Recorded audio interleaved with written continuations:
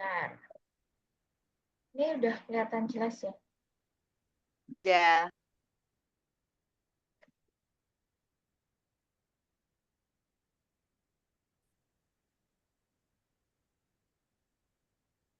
Oke, sebelumnya makasih Tante Tante Priska sama Tante Ayus juga juri-juri udah mempersilahkan kita untuk mempresentasikan karya tulis kita. Sebelumnya aku mau ngomongin tentang salah satu quote yang diciptakan oleh sejarawan dan guru dari Norwegia bernama Christian Lollange yang berkata bahwa technology is a useful servant but a dangerous master. Yang berarti kalau dalam bahasa Indonesia adalah teknologi adalah pelayan yang berguna namun tuan yang buruk.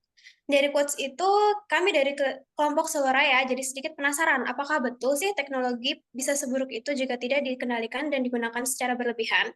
Oleh karena itu, kami berempat akhirnya mulai membuat penelitian kecil dan membuat karya tulis dengan judul Dampak dan Solusi Kecanduan Gawai. Oke, jadi terima kasih buat Dewan Juri dan teman-teman yang udah datang hari ini. Perkenalkan makhluk-makhluk di balik karya tulis ini. Ini bawahnya itu buat lucu-lucuan aja ya. Jadi Naila itu sering disebut di sini tukang gendong. Ruci karena sering ngejokes tapi garing, kita bilang komedian garing. Terus ada Dira, Dira yang kalau tiap ada masalah nih selalu kita bilang paling sabar gitu. Dan Kenzi, dia orang yang selalu bikin link tiap minggu pas kita bahas ini. Jadi namanya anak jimet. Terus kemudian ada Kenzi, silakan. Ya, kita mempunyai 113 responden dan 68% dari mereka adalah orang dewasa di atas 29 tahun. Sedangkan sisanya yaitu 32% adalah dewasa muda dan ke bawah. Lalu di slide berikutnya kami dari 113 responden itu 88% dari mereka mengaku telah menggunakan gawai mereka selama lebih dari 2 jam per hari. Bahkan sisanya yaitu 13% mengaku telah menggunakan 8 jam per hari, bahkan lebih. Lanjut. nah kemudian kita akan penasaran kan sebetulnya apa saja sih dampak dari kecanduan gawai? Nah, mari kita singkap. Dampak pertama adalah gangguan penglihatan yang telah kami riset dari website-website yang bisa dipertanggungjawabkan. Yang kedua adalah nomofobia atau singkatan dari no mobile phone phobia, di mana ketakutan kalau jauh dari ponsel. Dan yang terakhir adalah kesulitan fokus. Oke, selanjutnya kalau kita lihat di karya tulis ada bab apa kata pakar. Kita wawancara dengan dua orang. Yang pertama adalah Tante Zia Martinez, dia seorang psikolog klinis, dan kita tahu dari dia kalau misalnya manusia itu sebenarnya durasi idealnya bermain gawai hanya 2 jam per hari. Itu pun nggak boleh langsung dihabisin, tapi harus ada istirahatnya. Makanya itu di data tadi kita mention perbedaannya antara 2 jam di atas dan 2 jam di bawah.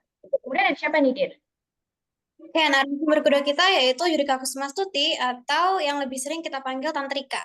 Dari wawancara kita beberapa waktu yang lalu, Tantrika mengatakan kalau menurutnya kecanduan gawai itu suatu kondisi di mana seseorang tersebut kehilangan kontrol atas diri mereka sendiri, terutama ketika itu sudah menyangkut gawai. Jadi mereka nggak bisa bikin batasan dan tidak tahu kapan harus berhenti dan beristirahat dari gawai mereka.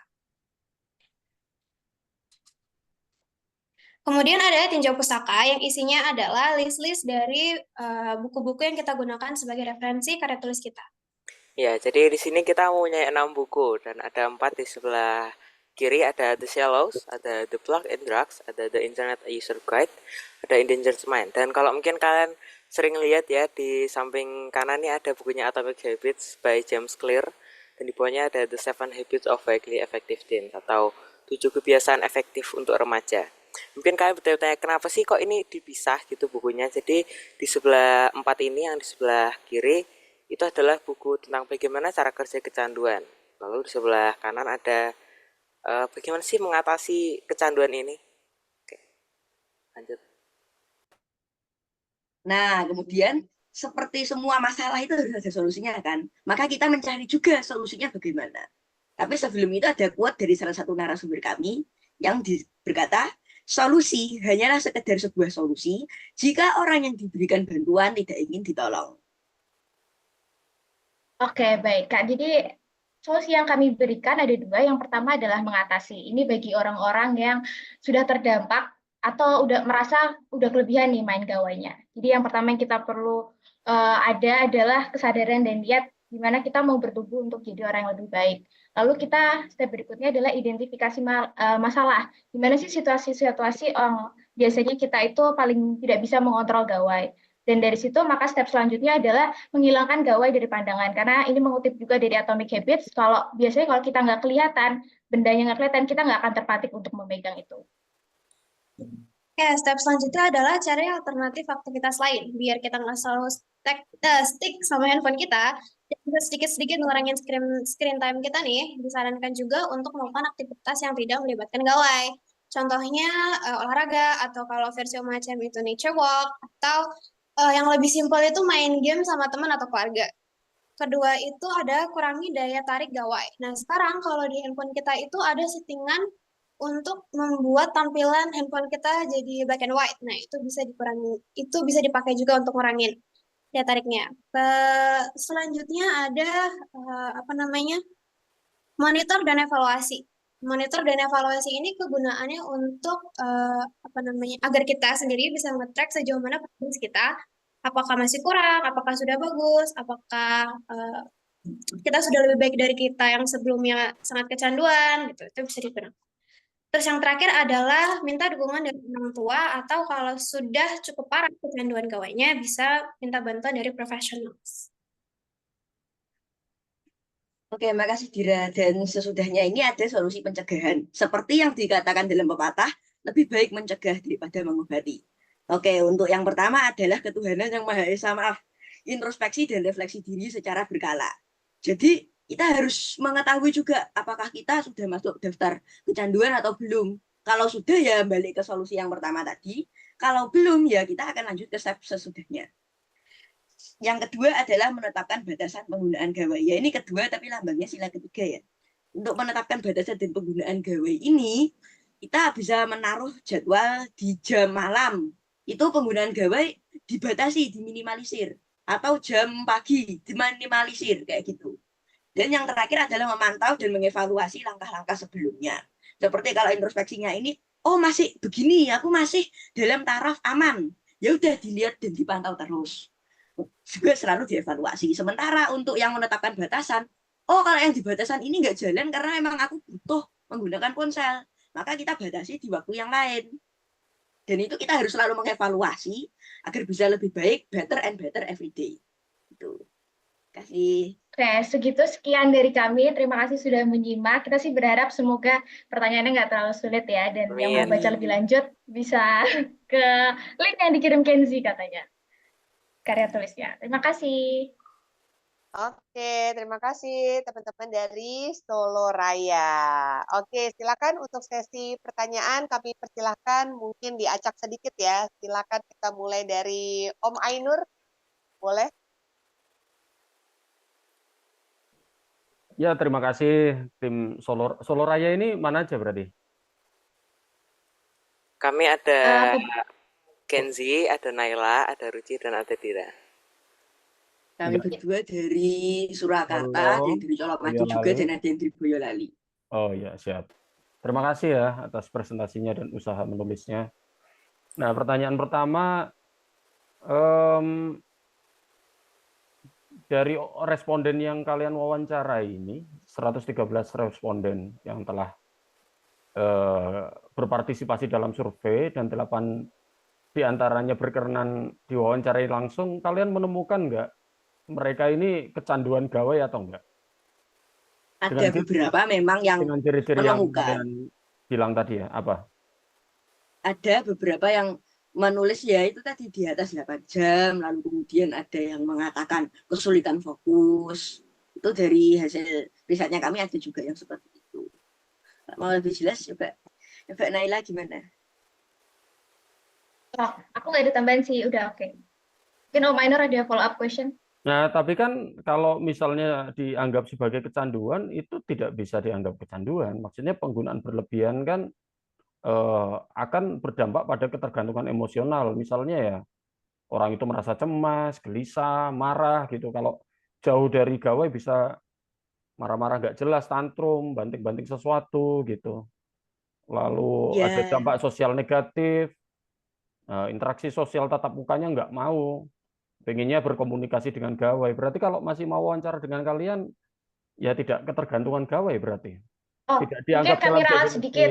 kecanduan dong.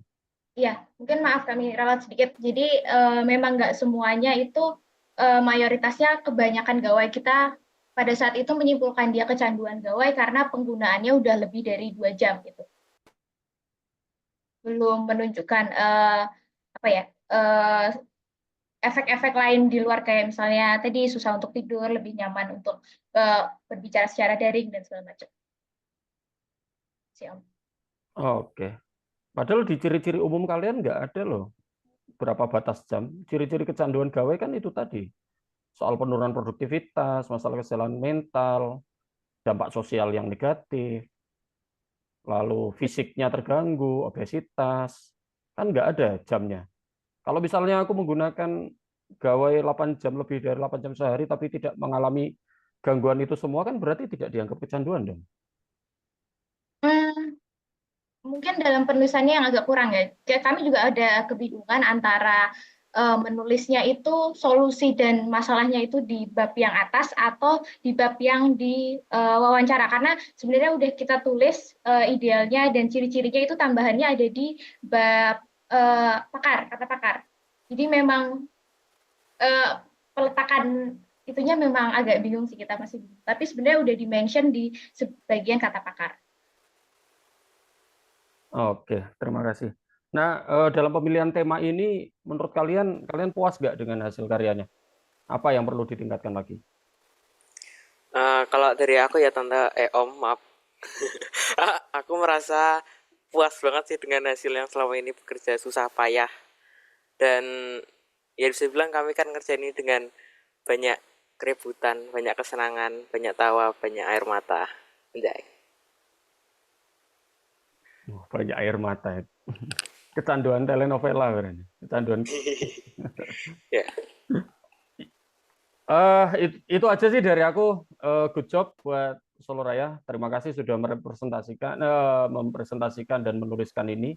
Semoga menjadi salah satu buah penyadaran supaya kita tidak sampai kecanduan gawai. Kan lucu kalau membayangkan Ruci obesitas gitu gimana gara-gara kecanduan gawai.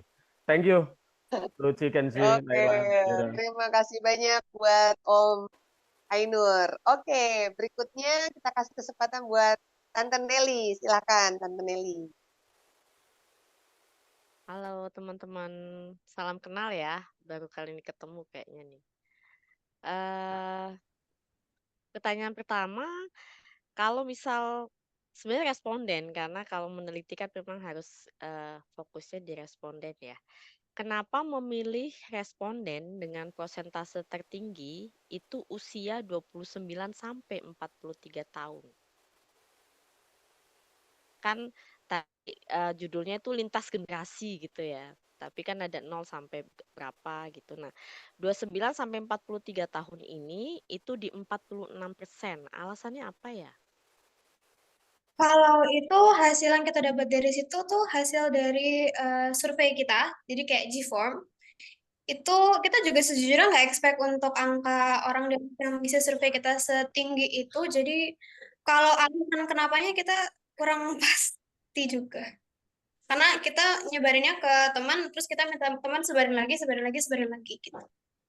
Oke, berarti kan kalau bicara lintas generasi, kita tidak bisa dari penelitian ini aja gitu ya, kelihatan gitu. Cuman Tante tuh tadi lihat ada pembahasan di karya teman-teman. Di sini kan ada durasi rata-rata penggunaan ponsel per hari. Itu usia di bawah 12 tahun itu 1 jam 45 menit, 13 sampai 28 tahun itu 5 jam 10 menit, 29 sampai 43 itu 5 jam per hari.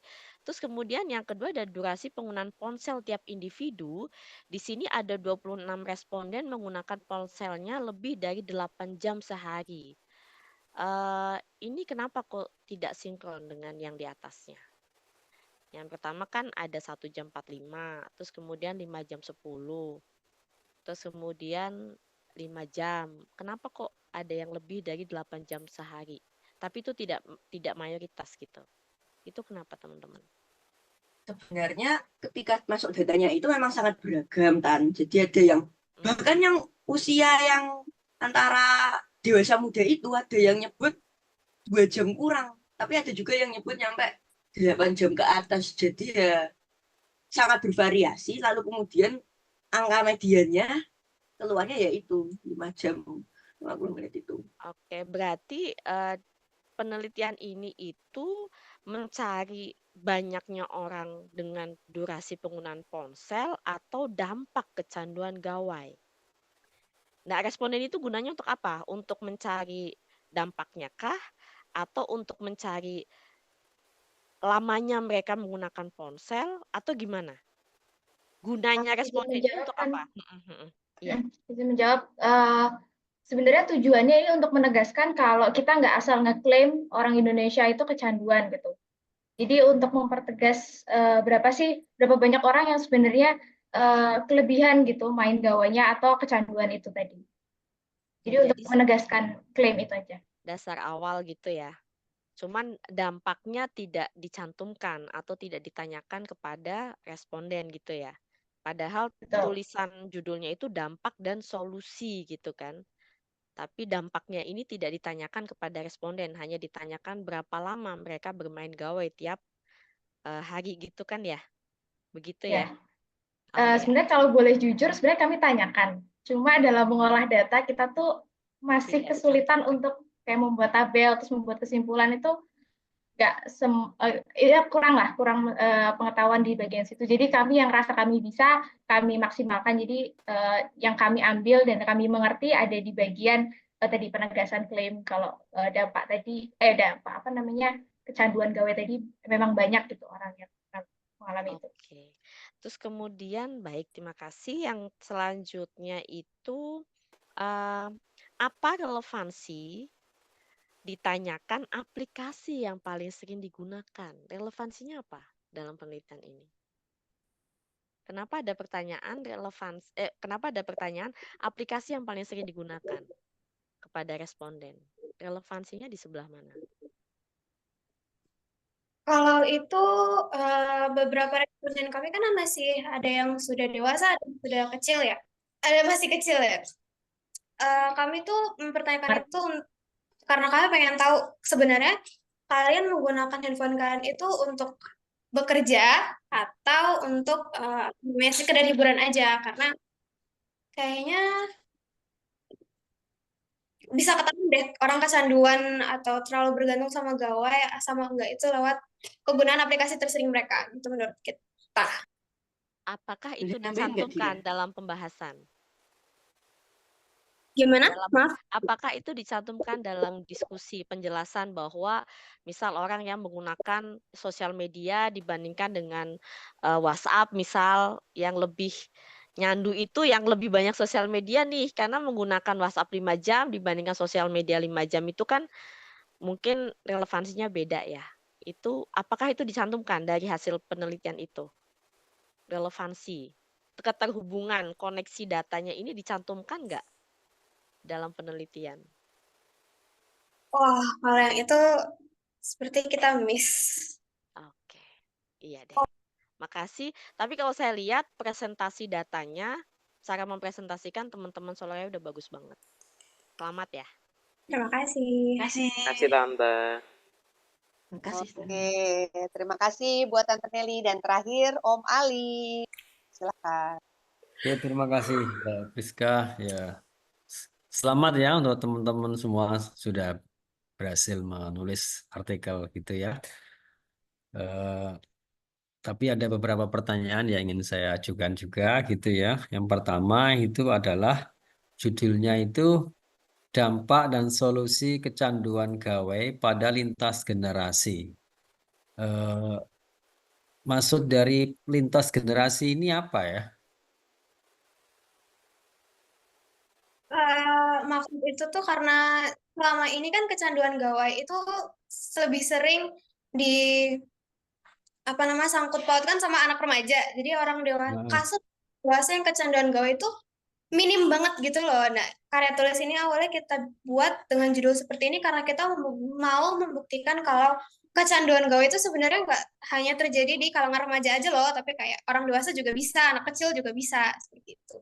Jadi karena lintas sampai orang dewasa itu, maka diberi judul lintas generasi gitu ya. Iya.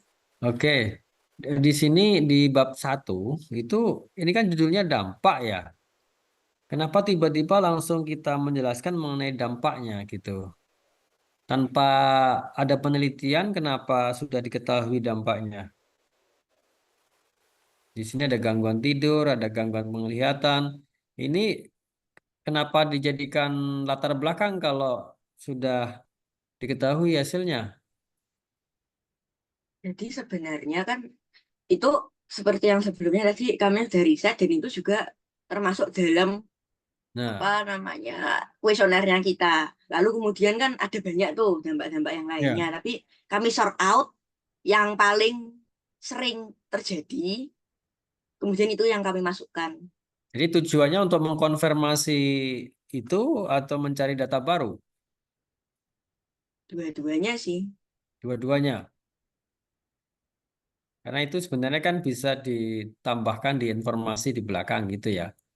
Artinya hasil survei itu diletakkan apa barengan gitu ya. Artinya dianalisa gitu, dianalisa itu nanti eh, dampak-dampak ini bisa ditambahkan untuk menganalisa hasil survei gitu. Oke, terus ini eh, dari survei yang sudah dilakukan ini ya, ini yang paling rentan kecanduan itu sebetulnya usia berapa? Remaja sampai dewasa muda. Remaja sampai dewasa muda, usia berapa itu? Usia 13 sampai 29 tahun. Artinya 12 sampai 39 tahun ya. 29, dua maaf. puluh sembilan tahun itu adalah eh, yang paling rentan. Kenapa mereka itu rentan pada gawe? Dari hasil kuesioner kami ditemukan Hah? bahwa seperti yang juga tertulis di karya tulis bahwa kebanyakan di usia itu penggunaan gawainya itu paling lama dan Iya. aplikasi yang digunakan juga lebih condong ke aplikasi hiburan. Jadi dari situ lalu kemudian juga beberapa dari yang data dalamnya kalau banyak yang merasa gangguannya itu akhirnya kami simpulkan kalau mereka lah yang paling rentan. Mengapa mereka itu lama dalam mengakses gawai? Ya, Untuk apa nah, sebenarnya mereka itu mengakses gawai itu? beberapa tidak menyertakan penjelasan karena itu hanya kuesioner online, tapi Atau karena nggak ditanya? gimana Naila? Kebanyakan kami sudah tanya, tapi Nah, jawabannya kebanyakan untuk hiburan sih. Kayak kita sempat ada pertanyaan, apa arti nah. gawai bagi Anda?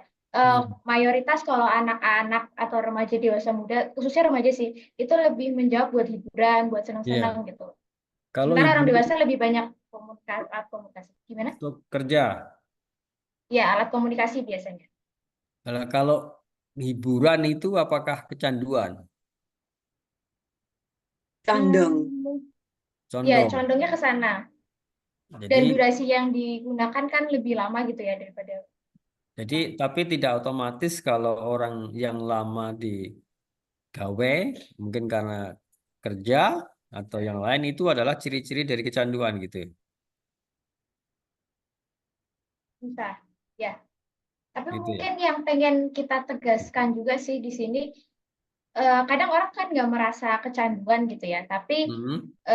kalau yaitu dari psikolog yang kita tanya, dia merasa kalau 2 jam itu sebenarnya sudah tidak ideal gitu. Jadi sebenarnya nggak harus kita merasa sampai kecanduan, gila, nomofobia dan segala macam. Tapi eh, kita mau mengingatkan juga kalau di atas 2 jam itu sebenarnya sudah tidak baik gitu. Ya. Mungkin sekedar saran ya untuk perbaikan ya. Sebenarnya juga untuk berlaku untuk kelompok yang lain juga ya. Tinjauan pustaka itu sebaiknya diletakkan ya setelah rumusan masalah atau ya setelah rumusan masalah gitu. Atau bisa juga sebenarnya tujuan tinjauan pustaka itu adalah untuk mengetahui perkembangan. pengembangan penelitian gitu ya. Kalau tinjauan pustaka yang ditambahkan di sini sebetulnya adalah ini bisa dipakai untuk menguatkan atau dipakai sebagai dasar analisa kepada hasil survei gitu. Sebenarnya dipakai di situ. Jadi untuk menguatkan atau menganalisa gitu. Itu itu saran saya begitu karena isinya adalah tentang penjelasan mengenai gawe gitu ya. Gitu. Terima kasih sarannya Ya. Om. Mungkin dari saya cukup ya. Makasih Mbak Priska. Selamat ya. Terima kasih Om Sudah Tante. berhasil. Oke, Terima Terima kasih kasih Om Om. Tante. Ya. terima kasih buat Om Ali. Oke, dengan demikian jadi sesi presentasinya sudah selesai. Jadi seharusnya muka-mukanya coba ya kita lihat ya satu persatu ya. Seharusnya udah harus memancarkan kelegaan ya karena sudah selesai ya. Bagian yang tersulit sudah teman-teman berhasil lewati. Oke, kita kasih applause dong buat teman-teman Solo Raya. Yeay. Oke. Well Tepuk done ya, tangan. good job ya buat semuanya ya. Selamat ya buat The Gang, JKT46 maupun Solo Raya. Oke, berarti sekarang adalah saatnya Om Tante Juri untuk berembuk ya sekaligus mungkin